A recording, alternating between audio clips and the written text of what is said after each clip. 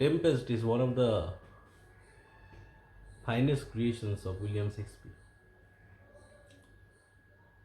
It was written by matured Shakespeare. Why I'm saying matured? This is one of the last essays, last dramas of Shakespeare.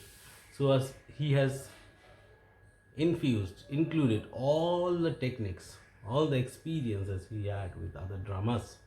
So though the theme is very simple, but the writing is quite interesting and full of beautiful words. So here we'll start the next part. From that part we concluded last day. Hope you will go through this one and try to understand the topic thoroughly. Later we'll have live classes, so if you have doubts, you should ask those doubts in the live classes. Prospero, here a little further, and then I'll bring you to the present business, which now abounds, without the which this story were most impertinent. So, here little further, that means listen little more. And I'll bring you, this stands for you, to the present business. Present this means business transfer.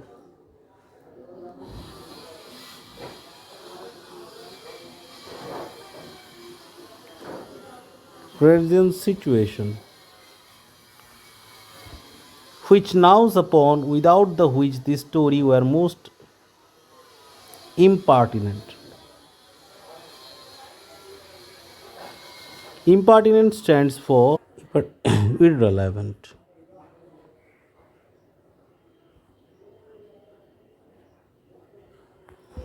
So let what Prospero is going to do. He is going to tell her the further stories, and which brought in the present situation, which nows upon. That means they are having, they are experiencing, without the which this story were most important, and without the present situation, discussion of the present situation, this story is totally irrelevant or valueless. Miranda, wherefore did they not that our destroy us?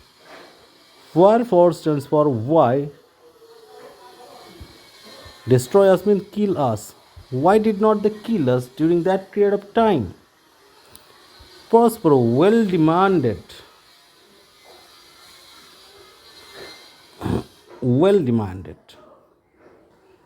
Here when stands for my girl, my dear daughter. Well demanded means good question. Well asked. My tale provokes the question. Obviously, there should be a question uh, in Miranda's mind. Dear, they durst not. That means they did not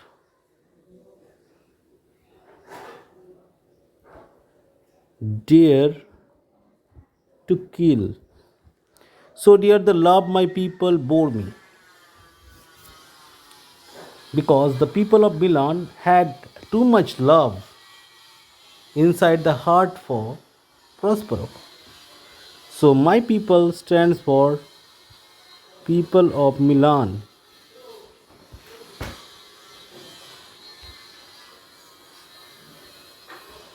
A mark so bloody on the business. A mark so bloody on the business. But with colors fairer painted their foul ends. So they did not want to have the blood mark in their action. Here on the business mean action. The action Antonio and other fellows had undertaken, they did not want to mark that with blood. Otherwise, the people of Milan will go violent. But with colors fairer painted their foul end.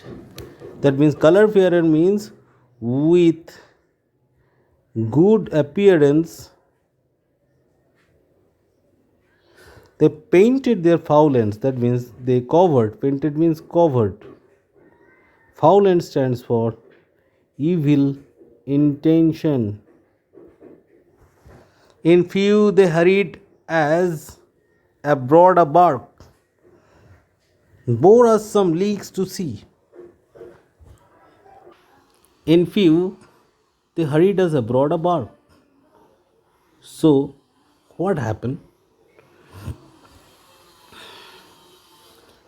They immediately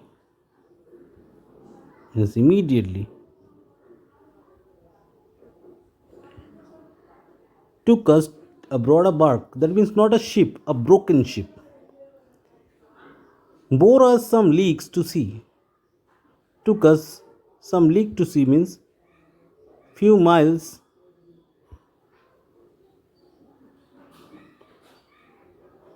towards the middle of the sea, where they prepared a rotten carcass of a butt, not rigid. They prepared a ship that was not at all rigid. It was a carcass.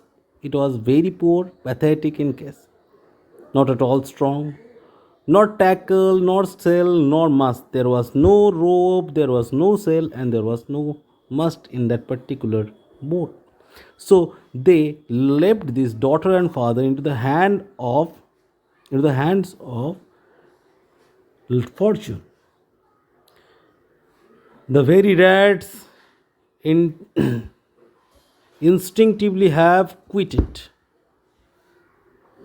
There they hoist us to cry to the sea and wrote to us. So they hoisted us mean they tossed us or threw us to the particular boat to cry to the sea, to see the sea and cry. And at the same time, the waves are roaring and crying at them. So these two little lives were left alone in the hands of nature, in the hands of the dangerous sea.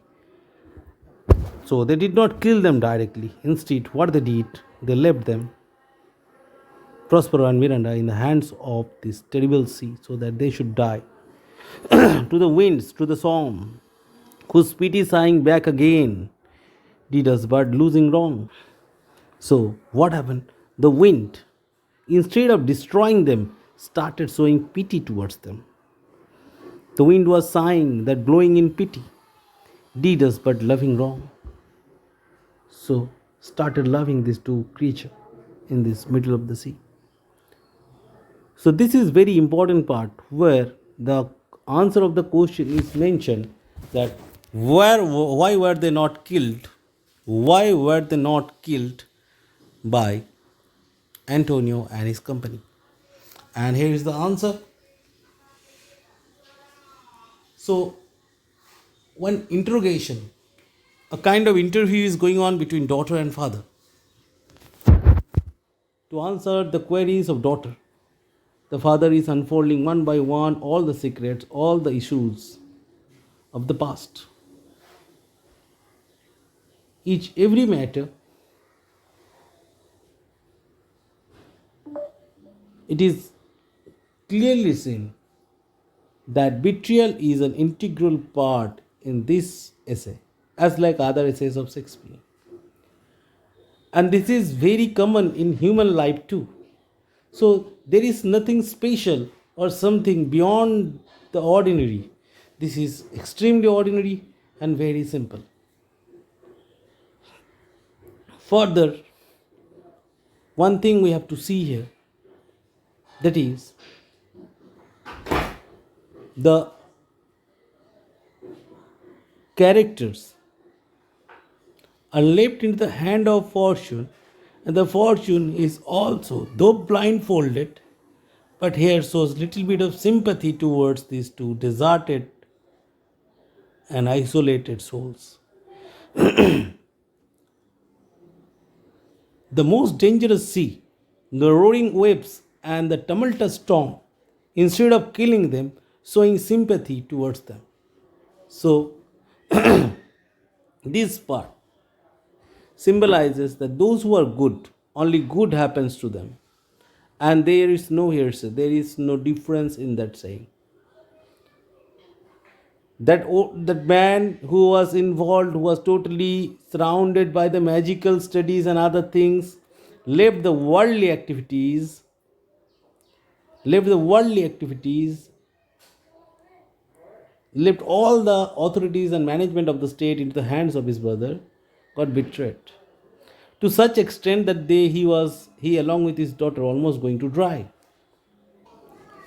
So the betrayal is at very best, so as the reversal of fortune, and obviously the love for nature and love of nature towards human being. Thank you.